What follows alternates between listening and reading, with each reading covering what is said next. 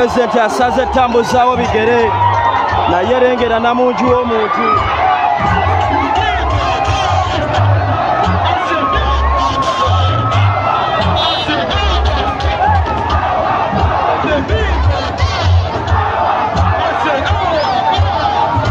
Dino kubo si venue. Dino kubo si venue bali mu kugenda mu venue. Naye wajudde abaana b'ettororo mwogedde this time around. Yes, embeera bwetyo bweri era bwebadde mu tawuni y'ettororo mu bitundu ebyenjawulo mu Tororo district nga wekiri nti ku nteekateeka bwetyo bwebadde His Excellency Robert Kyagulanyi Ssentamu gy'asiibye ng'atalaaga kakati nga bulijjo era nga bw'omanyi enkola yaffe nkuleetedde okwogera oba speech ey'omukulembeze w'eggwanga. Wuliriza. Ayogedde ku bintu bingi nnyo naye nga bw'omanyi nti wano ku mukuto gwa Red Zone TV kino twakyewa tukutemera ne tukuleetera speech z'omukulembeze w'eggwanga yonna gy'ayitidde gy'abagenda maaso n'okuba ng'ayogera ne bannayuganda ne tubikutuusaako. Yonna gy'osinzira okuba nga gy'otulabira ate n'oba ng'ensonga ozitegeerera ddala bulungi nnyo. Kakati njagala kulaga His Excellency agambye eki bannayuganda naddala abo abawangaalira ettororo. Jjukira mu kampeyini muno mubaamu ebintu bingi nnyo. Ekisooka atera okutegeeza abantu ku biki by'ateekateeka okubakolera singa anaalayira ng'omukulembeze w'eggwanga. Enteekateeka nnyingi nnyo. Manifesto y'ekibiina kya NUP yagifulumya dda byazze ategeeza bannayuganda mu mitundu eby'enjawulo gy'azzayitira bingi by'ozze ng'owulira era nkakasa bw'oba ng'obadde ogoberera bulungi omukutu guno byenjogerako ebisinga obungi obimanyi. Kaakati mu disitulikiti y'ettororo olunaku olwaleero yabadde Tororo yokka era Tororo gyawadde obudde yokka wenkoledde akatambi kano mbadde ndikodinga speech ey'omukulembeze w'eggwanga wabula nga sinnakuwa speech ye waliwo akanyomero ke njagala okuyisaamu ng'era bulijjo ate era nga bw'omanyi bwe tukola era nga bwe nnakutegeezezza nga bw'obadde ng'olaba mu bitundu ebyenjawulo ebirala nga bw'aba agenda okwogera nga n'atuuka ku venue bamuyisa mu bifo ebigambibwa okuba nti ebyewala eyo mu nsiko era n'ettororo bwe kibadde. Namungi w'omuntu gw'enkulaze gw'olabye abadde bbalibbali tabadde ku main road kubanga tebamukkiriza kulaba ng'ayita ku main road. Kakati njagala kulaga ebibaddeyo. Asoose n'asanga road block esoose era awo nawo wabaddewo kalumanywera. Muganda waffe Ronald Buganda Mugenyi abadde akola ku mukutu gwa Ghetto TV ensonga abadde azinnyonnyola bulungi. Kati njagala owulirize bulungi nnyo wano nno ngenda bikulaga bino sinnakuwa kwogera kwe sinnakuwa speech sooka owulirize ekibadde mu kkubo abasajja nga bamuggalidde newankubadde bamuggalidde ebibaddewo bye njagala olabe ate nze oluvannyuma nzije nkwongereyo. Kakati wuliriza laba ekibadde mu kkubo bwe babadde bamuggalidde. Simanyi oba badde tebaagala atuuke ku venue oba babadde baagala atuuke leeti naye bino bye bibadde mu kkubo biwulirize. Eyo Jafanga eyo gyoyongera ye Mamba ye motoka ye Mamba eyekuba amasasi ebeerako emmundu ez'omutawaana mu lutalo. Ekyo kyolengera kyenzizizaawo ekyo kyekikuba amazzi agabalagala nga bw'okiraba kyekikuba amazzi agabalagala. Abalesa bagambye katuyite eno kati ngenda kulaga abashirudi ngenda kulaba abayina bishirudi oyinza olowooza bakolagana na muyeekera. Abo be bashirudi abo bashirudi babeera ne tiyagaasi pisite zikuba amasannyalaze bayinamu n'abakamera. Eno ye gurupu ya Mukiibi bataddeyo n'ekisenge ekirala emabega nga bw'ayita mu kino singa ayita mu kino emabega eri ate bataddeyo ekisenge ekirala emabega eri nayo bataddeyo ekisenge ekirala era nakyo kiriko kabangali ne Jafanga ne kabangali 3 ng'oyise ku kino bw'akiyitako mbu kiri nakyo takiyitako katono ne bagattako abasirikale maama nnyabo. Bino Museveni babimusibira baba bakandidate abalala yabalala banabibasibira batya nga tebakampeyininga. Oyo ye Robert Kyagulanyi Ssentamu.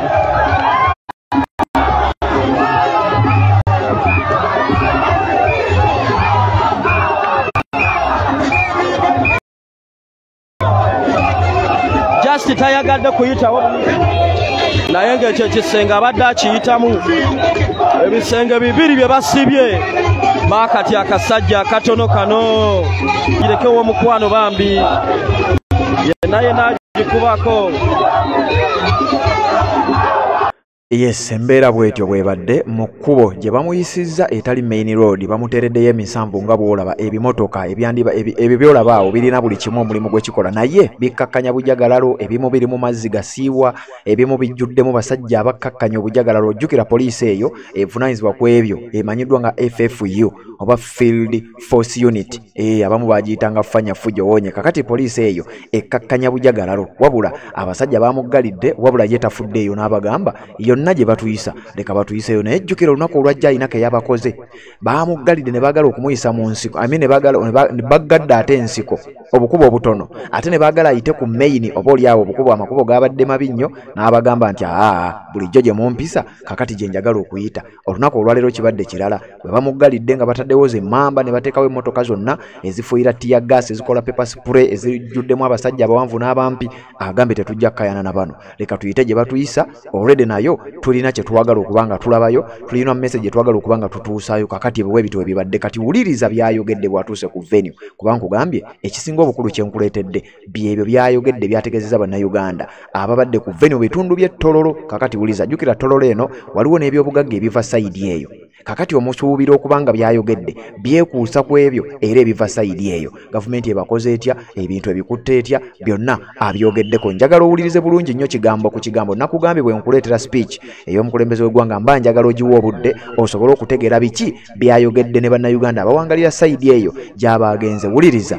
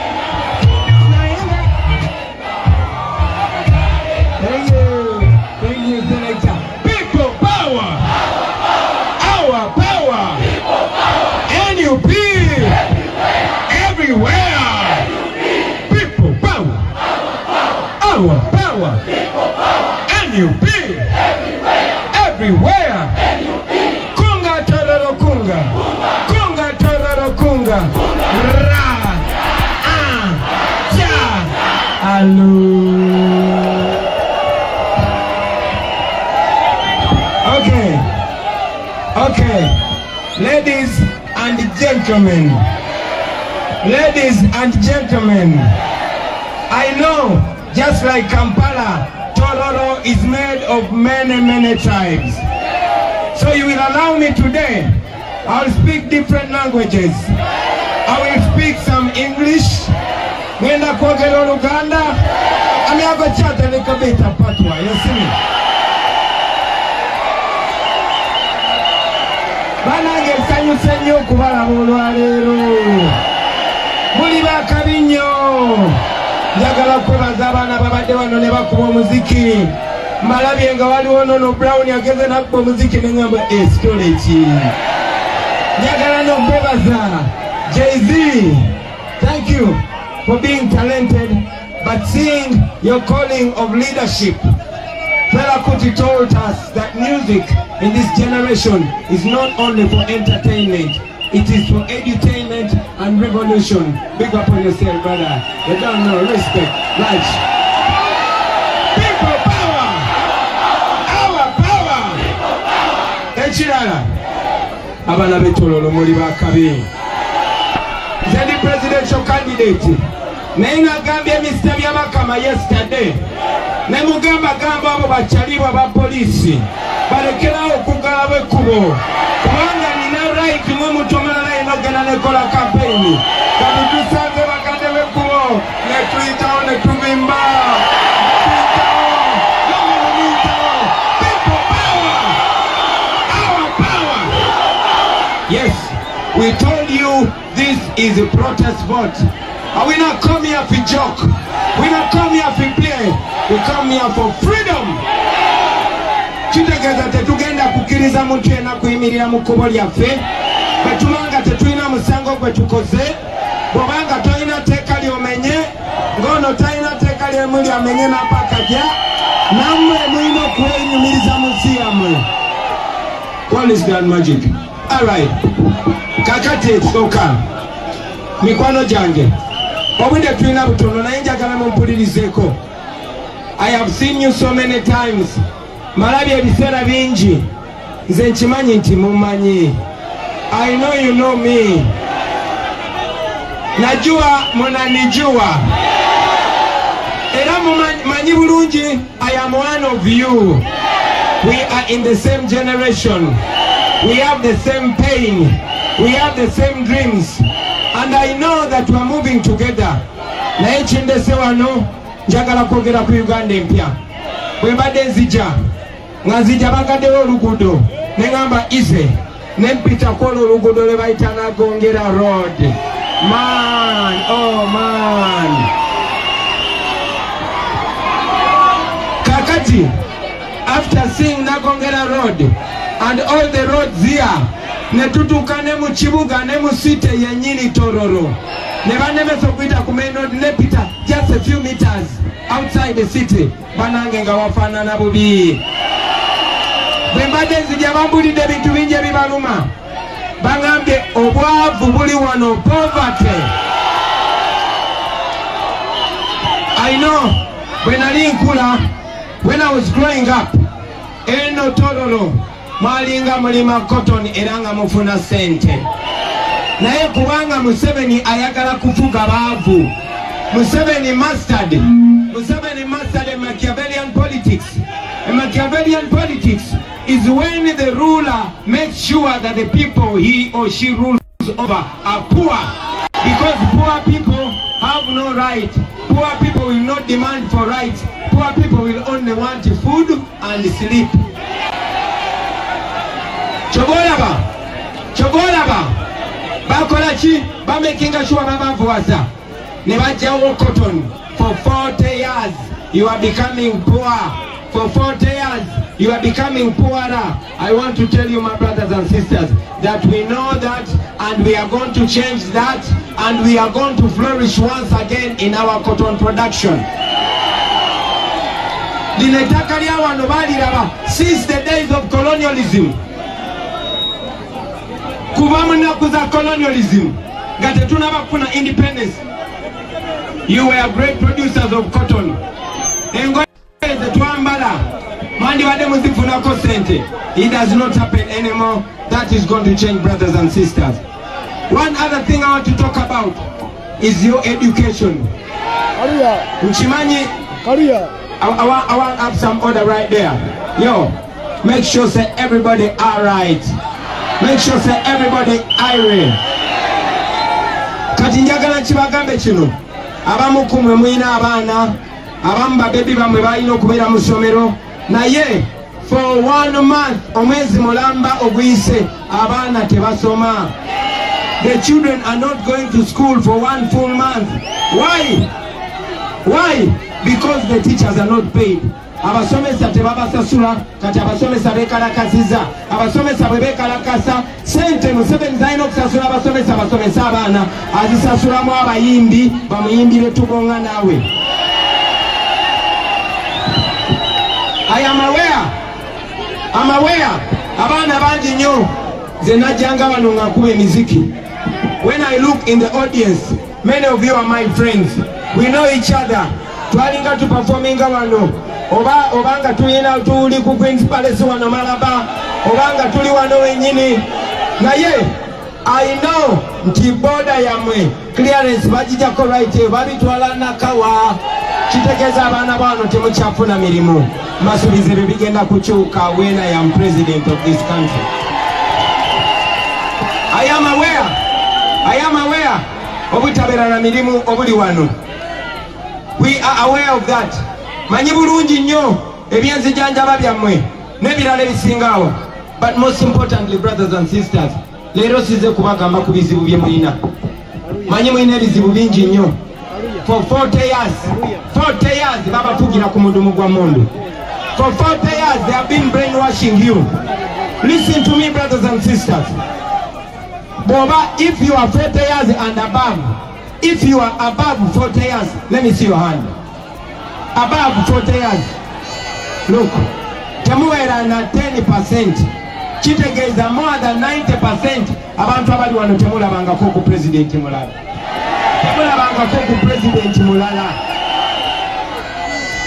40 years.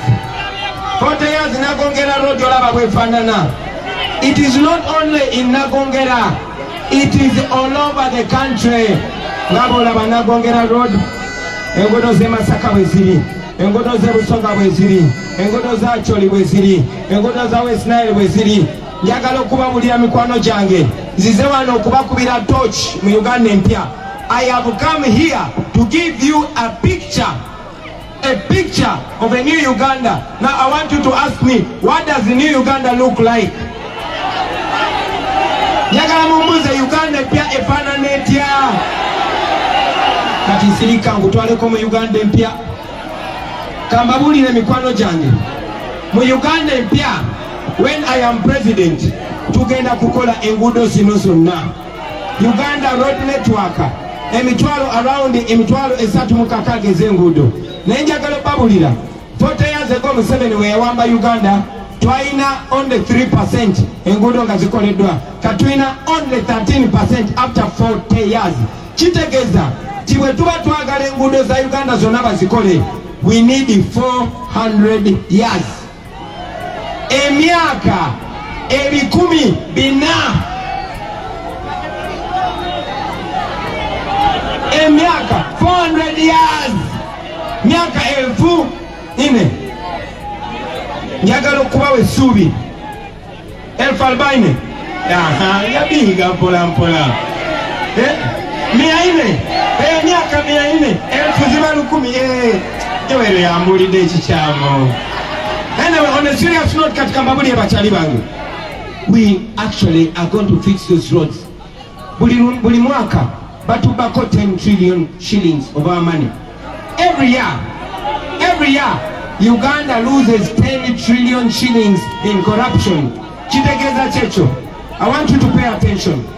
That means, timumiaka etano, in 5 years, we have lost 50 trillion shillings. Mumiaka etano, batubyeko trilioni 50. Ani azitwala? IGG, listen, IGG mukozi wa government, IGG mukozi wa Museveni. Naye IGG mulyagonja atutegeeza nti corrupt officials bagala bakwata onabe kweka mabega wa Museveni. Betty Kamya bamugobe ku mulimu kati yabade IGG yagamba Uganda is not poor but our money is being stolen. I want to stand here in Tororo today and tell you that when you make me president, we have the capacity to build all those roads in a matter of 3 years.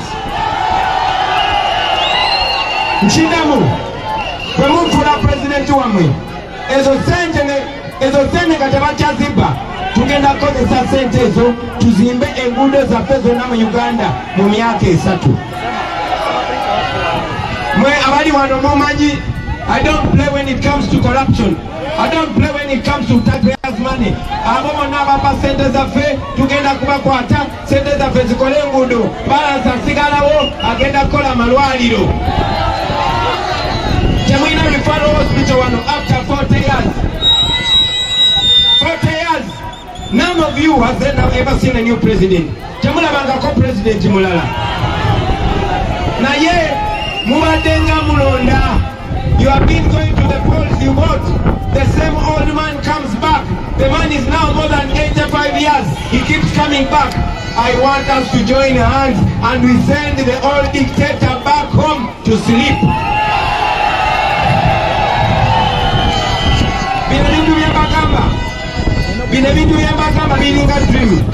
This that I'm telling you is like a dream, but I want to tell you, my brothers and sisters, kwetwali tetunabafuna independence, abazungu be bali batufuga, era abazungu abo basobola okutufuga kubanga bakozesa some of us Malcolm X taught us that during the days of slavery, there were the good slaves and the bad slaves. The good slaves were few. The good slaves were always near the master. The good slaves were always well fed. And the good slaves were the ones used to control the majority. The same thing happened during colonization. Abazungu bwe bajja wano nga bakozesayo abantu abamu kuffe betuwa ekitiibwa ne babawa ssente ne babakozesa okutukontrolinga. Kakati mwe muli wano Museveni awandiika ekitabo njagala mugoberere yali akunganyiza abaminisita be n'abagamba picking some of those people from those tribes and those regions okubakozesa. Olunaku lwa leero muli wano omuntu ayogerera Museveni ye Chaliwa phone. What this boy name? What name this boy? Yeah, this boy name of Fono Pondo. Oh, your Fono Pondo. Yeah, you get it. I'm 70. Nae Fono Pondo. Bomulaba nae. Tali Urunji. Moina obos. Agamba minister wa defense, minister of security. Nae Javela. You want to go kubera insecurity. Moina wa minister banji. Babela along na Gongela road.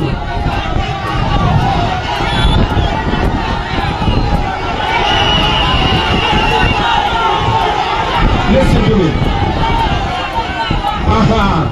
Tanga Odoi.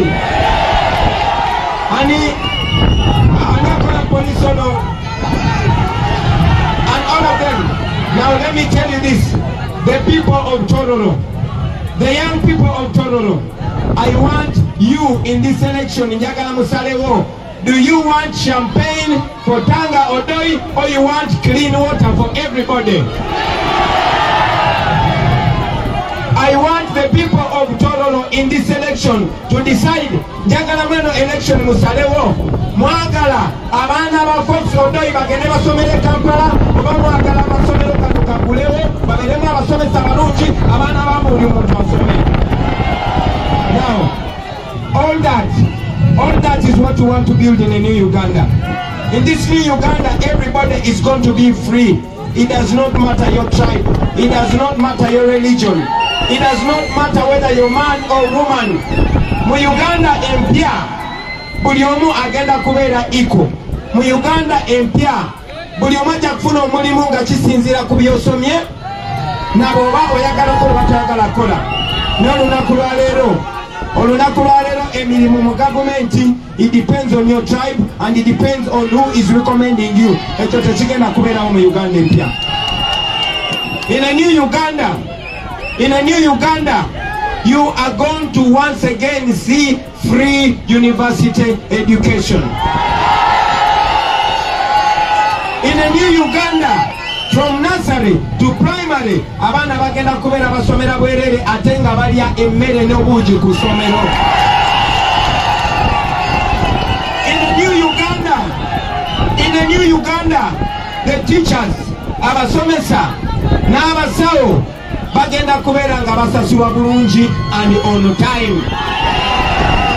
In a new Uganda, gajja kuba mawulire g'amaanyi okuwulira nti omukazi yafudde ng'azaala. What? In a new Uganda, wadde batukuba emigo, wadde batubonyabonya, nemanyi bakolera ku oda, abapoliisi n'abasirikale tugenda kubongeza omusaala.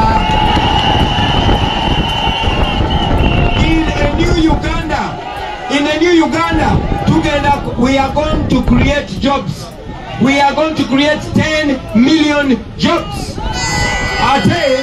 In a new Uganda, I know, banji kume mumbuza, kati emirimu egyo gigenda kuvaawa. Let me ask you, bwe tuba tutandise project, tikakati wano nagongera lori batandise okikola, bavubuka bameka bagenda okolawo? Tetugenda kuleeta Bachina wano. No. Tetugenda kuleeta abazungu wano. Ugandans, I want to take bino byembagamba Amini yabikola wano. Bino byembagamba Obate yabikola wano. Bino byembagamba, there's this young man, a friend of ours called Ibrahim Traore. He's doing it to Bikola. Bino byembagamba byonna bisoboka. This is a very achievable thing. I want you, the young people of Uganda, to imagine yourself in a new world. I know Chibaba Tisa. I know you can't believe it. I know when I tell you that is like heaven. Yes, it is possible. I want to tell you, we have been kept slaves for so long. 40 years. 40 years, demokiriza kukiriza tusobola kweffe. 40 years, n'okutambula mukowoli yaffe bagala tumale kwechanga. 40 years, bakujjako omusolo ku buli kintu ky'ogula, wadde mazzi wadde ki, bakujjako omusolo. 40 years, abantu baffe bonna bali mu kkomera. I want to tell you, as soon as I am president, the first executive order is to free all political prisoners, including Dr. Kizza Besigye.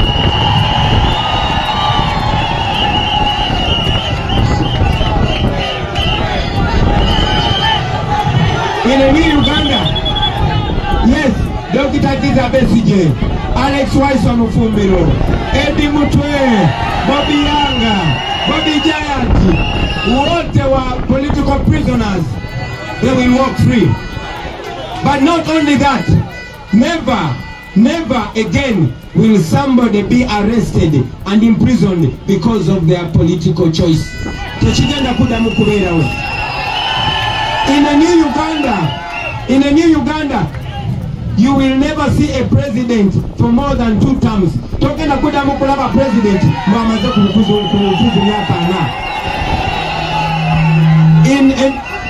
in a new Uganda, national kachibabulile. Talking about family rule, kati Museveni enayagala jifula kingdom of Lwachitula.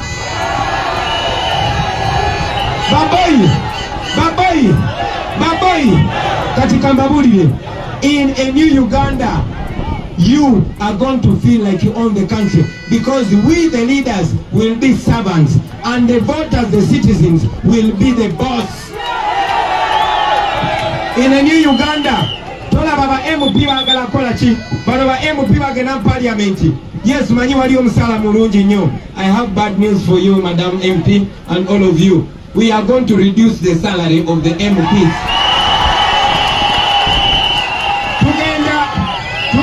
Kukendeza omusala ejaba bakola mu government, tuongeze emisala gy'abasawo n'emisala gy'abasomesa n'emisala gy'abasirikale. In a new Uganda, ye Museveni buli kwalabanga kyaliwe nga creating our ministry. Now we have more than 80 ministers. In a new Uganda, tugenda kubeera with only 20 ministers. Only 20. In a new Uganda, olaba olwaleero Museveni akozesa 2 billion every day. Clean that speaker, njagala mumpulire bulungi. Museveni akozesa 2 billion shillings every day. 1 billion is 1,000 million. So he uses 2,000 million every day. And yet sometimes tazukana kuzuku kaberange ya fudde ezo neziyitawo bweziti. I want to tell you, my brothers and sisters, that to run State House, you don't need that much money. We will not even use 10% of that, but the country will be running. Kubanga tujja kuba tuli busy nga tukulakulanya nsi yaffe. I want to tell you that when you make me president, we are going to start afresh. Omanyi button jebaita reset button. Omanyi reset button. We are going to press the reset button. My brothers, my sisters, kambabulireko. Uganda has been better before. Some of the things they are not coming from my head. They have been there before. Twali tuwadeko on the train. We ever had the train before. I want you to know that we even had inland air transport before. We don't have that anymore. We are going to have that again. You are going to enjoy your country. Amasomero gayo noneka katinza kambabulireko mwabasinga wano muli baana bato.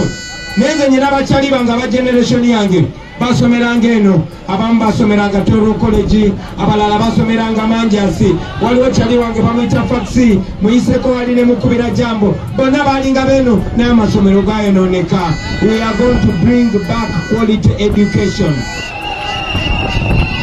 So we have a manifesto. Because of time, I want to request you. I am happy. I see so many phones. Ndaba essimu nyingi nnyo ziri wano. Bannange njagala mukozeseze essimu. Please use those phones. That phone is a very important weapon for our revolution. Why? Because when you open the brain of somebody, when you open their eyes, we already, Malcolm X taught us that a free person cannot be a slave. We must liberate the minds of the people, and ultimately we are going to liberate the bodies of people. You have a role in this. We have shown you the new Uganda and so much more. I've shown you to Jakubovuga Kutamak Road, Okubano Paka Kampala, railway transport, Jakuba Itano, Paka Mombasa. You are going to enjoy your country. Ojakubato ina kugenda Kampala. You don't have to go to the city is going to come to you. Temugenda kudamu kusaba visa, mumagala genda kuba cheyo. No. This country is going to give us all that we want. Up the microphone a little bit. This country is going to give us what we want because it can. Na hivyo mnavyo kubitukako muzanti bobi tukole tutia. Katino answer. Number one, tuina omukisa. We have an opportunity. Yes, twagenda ne tulonda 2021. Ne batugoba ne tiagas, ne batugoba na masasi. I did not have a rally here. Kubanga bali batukuba masasi, but you voted for me. Ne batubanga tubekwa sa COVID. Today there is no COVID. Tewali yo COVID.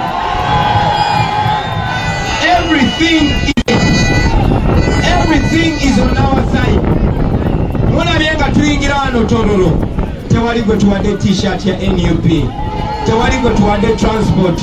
Hakuna mchere hapa. Hakuna tewali kubasasula. Look at you. Atena balala basigadeyo. Chitegezachi. We have that support. I want to request you, my brothers and sisters, let us change and make this support victory. Buno obuwagizi njagala tubufule obuwanguzi. Tugenda chikola tutya. I want you to believe in your ability to change it. Njagala muveyo mulonde. Please come out and vote.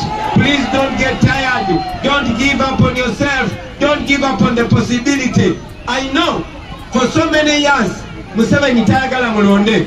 Kubawa mulonda kaba kawedemu. But mulonda abawede. So for the last 5 years abadde ngabwe tugenda ne tulonda ngabalangirira number 3. Ngabwe tugenda ne tulonda akuba abantu. He wanted you to hate elections. Ayagala mukole violence so that afuna justification okuba abantu amasasi. Nefe tumusinga amagezi. Gamba tumusinga amagezi. Lwaki tugamba bwe tutyo? We know. Uliriza. Tumanyi nti non-violence is more powerful than violence.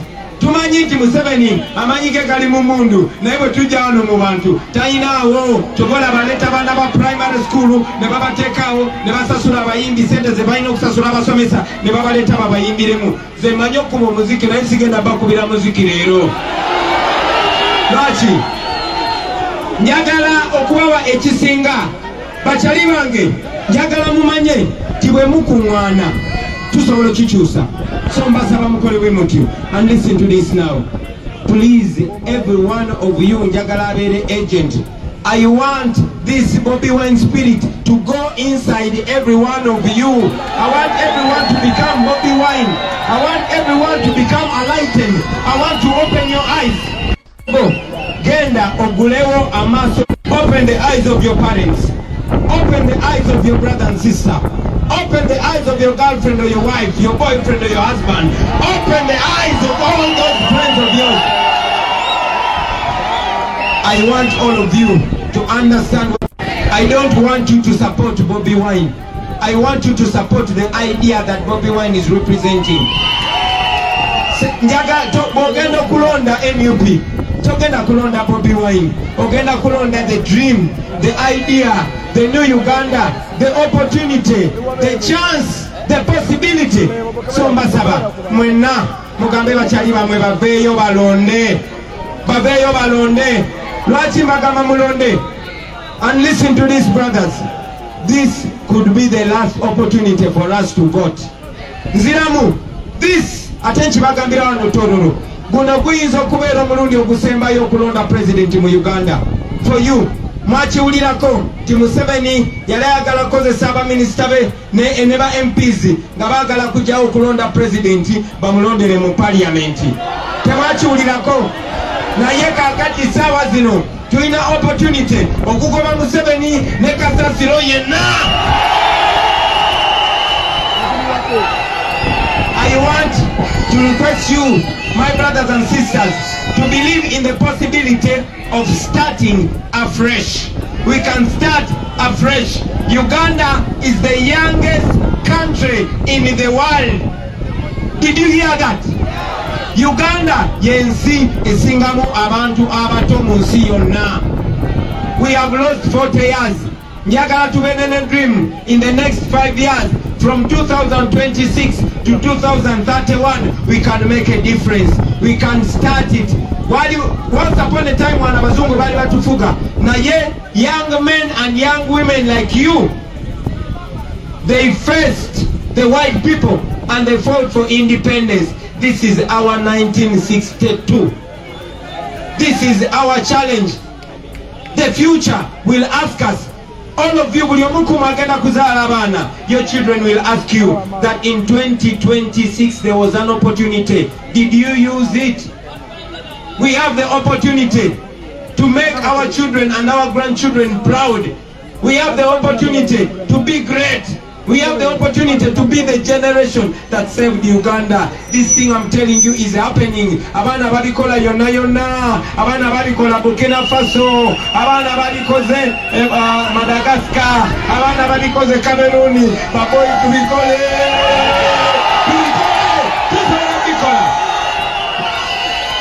So I want to ask you to come out and vote. And you don't just vote. Mani, after here, Museveni agenda kutya akwire Foxodoi. Oladi chibade. Did you see what happened in Tororo? Opono.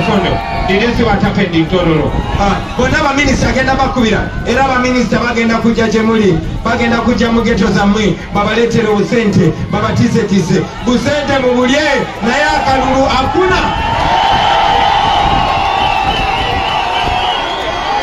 I also know we would not be in this situation. Tetwandi bade wetuti. Na yomanyi Museveni we are taking over our country. Omanche akola. He looked up. He looked around the people that can challenge him.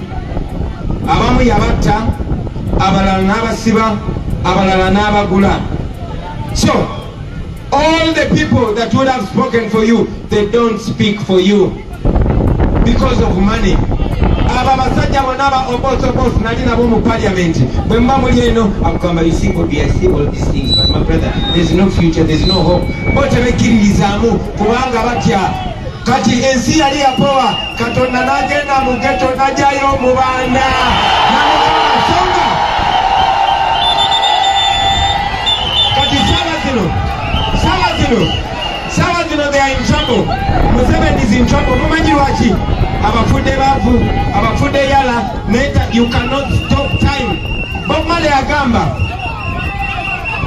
emancipate yourself from mental slavery, emancipate yourself from mental slavery. Wejemu obusibe obombongo. Nakugamba, have no fear for the guns and bombs. Do not fear the guns and bombs because they cannot stop the time. Museveni awamba bajaja bafe, nawamba batata ne bamama bafe, nawamba fe, kati abana bafe bakuze nga bageto, bakuze nga bali yala, kati ali mu danger, kati njagala babulira. There's a ghetto man here and I see ghetto people there. Rise! Tugenda to Mujeto. You have every reason. You have every possibility. It is in your hand. Bana basajja tubatya naye batutya nnyo. Batutya nnyo because we don't have anything to lose other than our chains. Kati mbasaba mukole bwe muti. Bw'ogenda n'omala okukonvinsinga abantu balonde. Bw'omala okukonvinsinga family yo bagende balonde. Don't just vote for anything. Don't vote for slavery. Bw'ogenda okulonda, let me have our candidates here, especially Mama, come here. Anybody have an umbrella? When you go to vote, I am not alone. I am speaking, but I'm speaking on behalf of you. I am talking about your pain because I understand you, but also I'm speaking on behalf of these other leaders. When you go to vote, Mogendo Kulonda, Nico Mutamirona, Buliafana, Agena Kujanechi, Agena Kujanechi, whatever umbrella Kolachi, whatever umbrella Kolachi. Now, before I conclude, I want to request these leaders just introduce your name and your constituency. My name is Ochola Moldon Felix from West Budama, Northeast. My name is Akonda Ibunamwito from the Central Doroa Nwemini, Gasalafo. My name is Okot Ronald from West Budama Central. We are going to remove Honorable Minister Omoto this time. Please come. My name is Ocheng Simon Peter from Doroa County North. Kunga Chakula Kunga. The names O'Brien Amenisi, Tororo County South. We want to fight with those NRM. Kunga Chagulanji Kunga. My name I'm called Valentine Owori for Tororo Municipality. Kuruno Musane Kubaita Apollo. Eyake Tekanya Periomu Katale. Eyako Teka Kukabiyonjo. Nyari Giza. Neduwa Nyakatale. Temwetaga just kubawayo bubi. Baja kuwa milioni emu ngoli Mutembeyi ogule bintu ate bakukwate kanso babikujeko wano Museveni asigala kubanja nabagambe ezo sente ze babawadde bwefuuka presidenti teri ababanja teri abakola ki ate tugenda kuleta programs endala ezigenda okubayamba okugaggawala mmwe kennyini nga si bya kubabanja nga si bya kubafuula baslave. Tewagenda kujayo muntu nga tava mumwe bamanelenda bonna mubamanyi gye bava bamanelenda temubamanyi kati nabo mubagambe nti it is over mubagambe it is over. It is going to be a new beginning, a new dawn. Bachali bange njagala kumaliriza nga mbabulira kikisoboka muveeyo mukole bino ebintu bina mukanoonye mukalonde mukakuume bwe bakamba mukole ki nakati okukanoonya kutandika kati. It begins now. Mugende mu spreading a message nabasabye mujino emyezi 2-3 egisigaddeyo. Please use your phone, use your TikTok, spread the message. Bino byenjogedde nandibadde mbyogera mu Ludama, nandibadde mbyogera mu Luteso, lwakuba Luteso lwange lwayala naye ramanyira katono. Emily akolai ayala manoi. Kakati njagala kubasaba message eno giteeke mu Ludama, message eno giteeke mu Luteso. So we are moving time. Hello, excuse me. Message eno mugiteeke mu nini if I'm to run away now, where will you get me? Problem from problem is another problem. Njagala okubasaba nti omuntu yenna olede tubasabe mukozese essimu zammwe. Bw'olaba omuntu yenna nga madama agyemu essimu ye atutunuza amapushinga message ng'omuyaye yenna abba essimu oyo omubbi w'essimu mumuyise nga mubbi wa mmundu. Tulina okubalaga nti ffe tetuli babbi. Kino kye twagala okukola kigenda kuyamba abo bonna n'abo ababbi. So we are not criminals. Tubadde disciplined. Tulina empisa. Ensonga lwaki bano abapoliisi abasirikale tebasobola tukuba tiyagasi baagala nnyo tukuba tiyagasi naye tebalina we batandikira. Baagala tusitopera naye tebalina we batandikira. Please keep the discipline. I request you to keep the discipline. Tusobola kikola kano kasimu kamitwala 2 tekonoona future yo forever. Temukkiriza Museveni bakozesa baslaves bwe baba balwana baba beegemesa bokka bokka. That phone that young lady is holding is going to rescue you, is going to liberate you. Therefore, we all have a duty to protect the weak. Do you know mulimu okuprotectinga abo abanafu. Protect that woman, protect that girl, protect that old man, protect their phone. Kuba esimu byakwata agenda biteeka ku TikTok abafollowers be babiri basatu bana babulire message etambule. Therefore I am warning the thieves. Njagala okuwoninga ababbi abatulimu. Manyi nti Ndamulira yabatusindisemu. Manyi nti Museveni yabatusindisemu ono n'erinnya lyaffe. This is an instruction. Mwenna njagala mubeere bafusoja nga mudifendinga abanafu. Please defend the weak. Olaba omubbi yenna agezaako okubba essimu ku muntu mumuyise nga mubbi waki. Njagala ababbi babeere nga batutya. Njagala abantu bajja mu lwale zaffe bamanye nti eyo tebabbirayo, eyo tebakolerayo misango. We have a mission. Fenna enjala ebeera etuluma naye tusalawo what is good for everybody. Njagala kumaliriza nga mbabuulira kino. In well-governed countries, mu nsi ezo zi Italy, zi United ngazo obufumbo olina omwami naye ng'akutawanya, olina omukyala ng'akutawanya, bajja ne bakwagalako ne bagenda. Gwe alina ebizibu mu byenfuna nga sente zikuyita mu ngalo, wooteeka sente zifa bufi b'owola tebazza. Gwe aloota ng'ogwa mu nnyanja, gwe alumizibwa omutwe nga guganja okuwona, naawe aloota ng'ebintu bikozesa ensonga z'obufumbo. Nina ekifo ku mugga awali amayinja wennyambululirako ebisiraani, ekikwa, ekifiiriza, omudibo, obutaganja, obutawiibwa. Nzijanjaba abantu ab'enzikiriza zonna, nsiŋŋaanibwa njeru ku lw'ejjinja. Gwanjagala kuba ku nnamba yange eyo, naawe ali ewala ennyo yita ku WhatsApp.